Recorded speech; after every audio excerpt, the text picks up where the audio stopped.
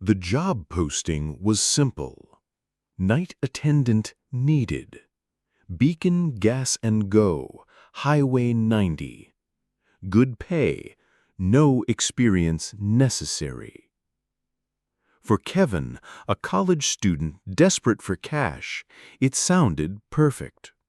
The gas station was a lonely island of light in the vast, empty plains of West Texas, a good 50 miles from the nearest town. He figured it would be quiet, a good chance to catch up on his reading. He was wrong. His first and only training was with the man he was replacing, a gaunt, twitchy old-timer named Gene, who seemed pathologically eager to leave. Gene didn't show him how to work the register or clean the bathrooms. Instead, he gave him a hurried, nonsensical tour of the station's quirks. "The coffee machine has 2 settings," Gene said, his eyes darting towards the windows. "Regular for you, special for, well, you'll see. Don't drink the special." The so-called special was a thick black tar-like substance that smelled faintly of ozone and static electricity. In the back storeroom, there were no shelves of chips or soda. Instead, there were bizarre, neatly organized supplies, crates of smooth gray river stones, large, unlabeled glass jars filled with a shimmering, viscous fluid, and tangled bundles of raw copper wire. "Just follow the checklist, kid," Gene said, shoving a laminated card into Kevin's hand. "Do everything it says, exactly when it says it. No questions.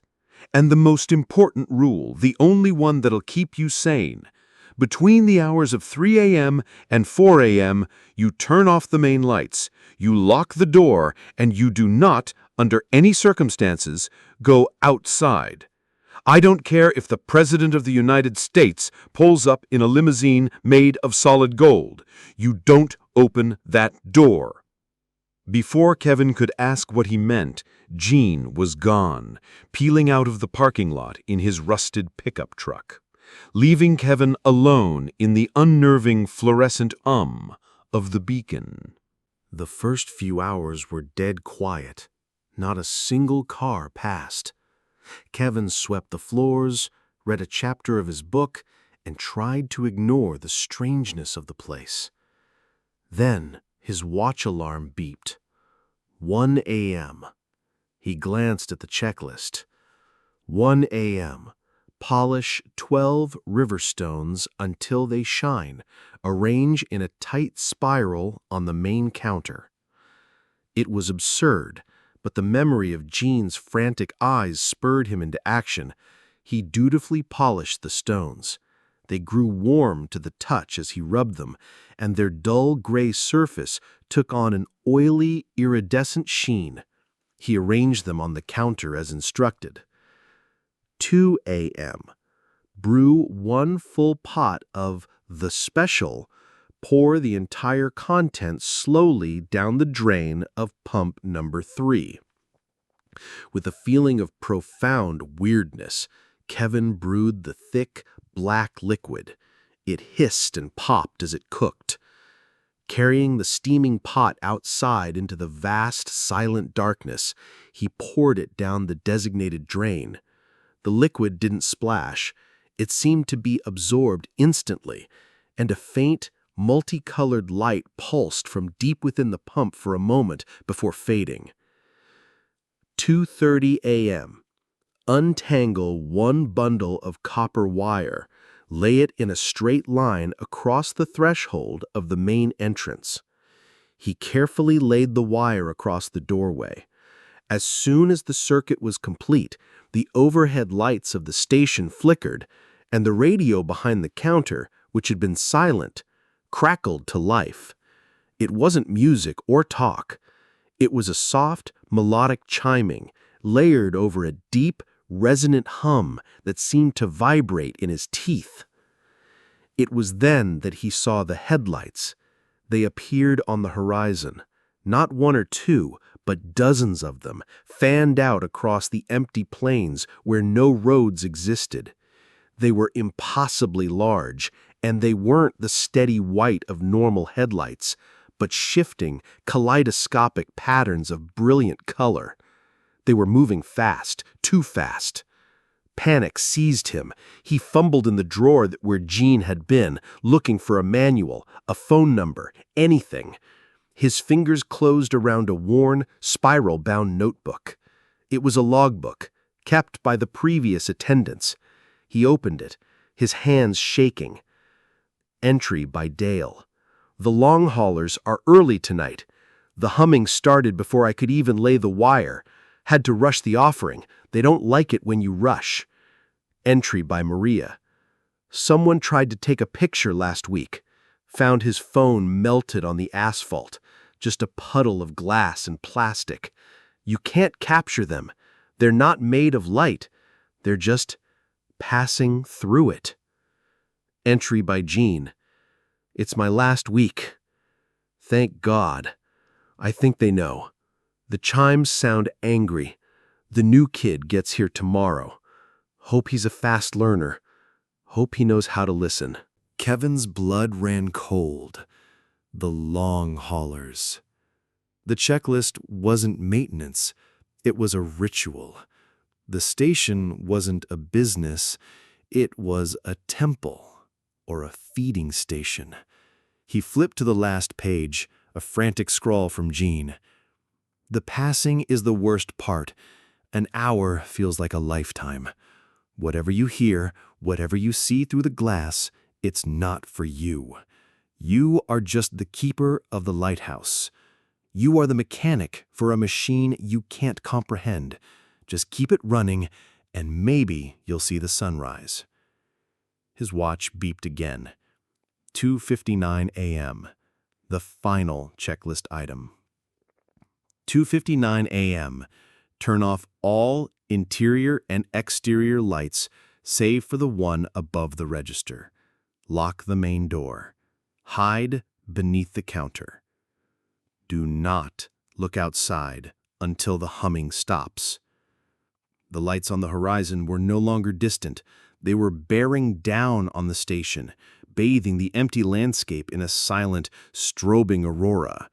The humming and chiming from the radio was now a deafening symphony that shook the building's foundations. Kevin slammed his hand on the light switches, plunging the station into semi-darkness. He bolted the door and scrambled under the main counter, curling into a ball. He clamped his hands over his ears and squeezed his eyes shut. The world outside the windows erupted in silent, brilliant light. Waves of impossible color washed over the station, projecting strange, fluid shadows that danced and writhed across the floor where he was hiding. The glass of the storefront windows began to bow and warp inward, groaning under an immense, unseen pressure. He could hear the pumps outside being activated, not with the familiar clunk and whir of gasoline, but with a chorus of harmonious, resonant tones, like a cathedral organ playing a single, universe-ending chord.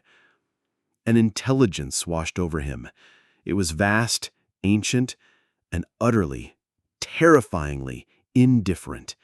He was an ant on the floor of a grand cathedral, while gods conversed. The urge to look, to witness the source of the light, was the most powerful impulse he had ever felt. He fought it, burying his face in his knees, biting his lip until he tasted blood. He remembered the logbook. He remembered Jean's face. He did not look. The hour felt like an eternity.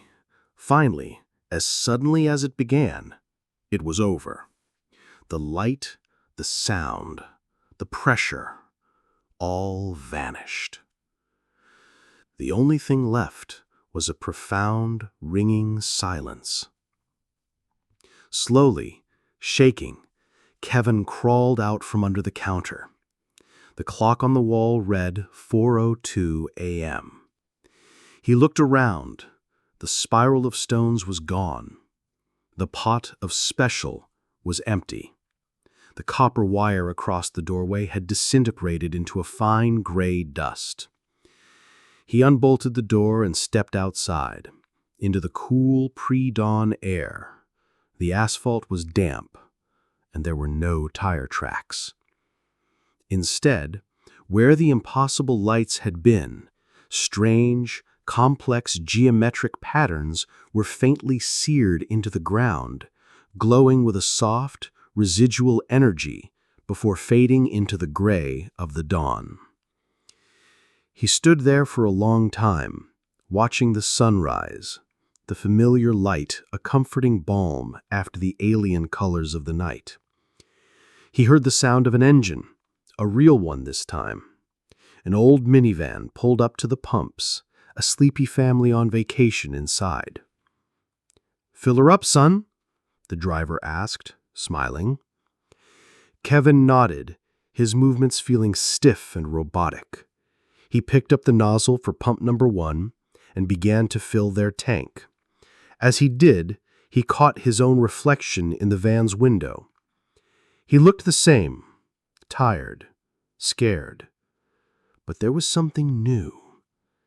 Deep in his eyes, a tiny multicolored light flickered, a faint echo of the impossible spectacle he had just witnessed. He wasn't just a gas station attendant anymore.